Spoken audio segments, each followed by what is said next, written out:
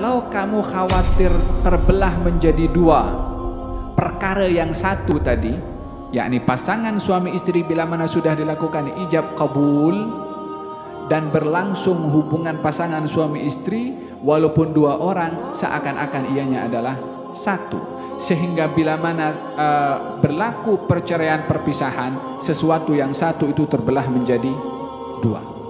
Awalnya sebelum menjadi pasangan, ini laki-laki, ini perempuan, tak ada kaitan apa-apa, tapi dengan ijab dan kabul ianya adalah satu.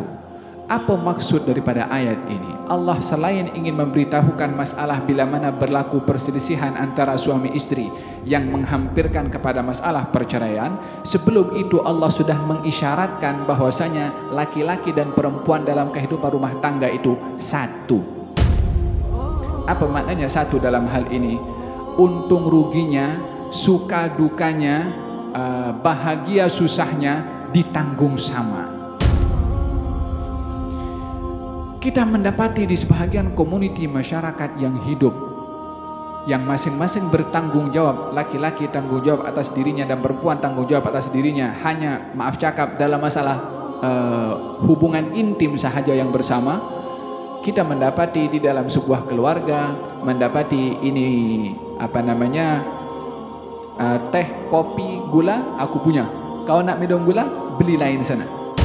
Suami istri di rumah, dalam komuniti masyarakat yang dianggap tamadun, dianggap maju, di rumahnya walaupun satu rumah satu bumbung dalam kehidupan yang saling tuntut menuntut dalam masalah harta satu dengan yang lain. Bukankah ini kehidupan yang banyak di masyarakat barat yang pasangan suami istri dalam rumah hanya terbatas kepada masalah tertentu saja mereka itu menanggung bersama, tapi dalam hal yang lain kadang-kadang pergi makan entah di restoran mana, kadang-kadang suaminya bayar, kadang-kadang istrinya yang belanja makan.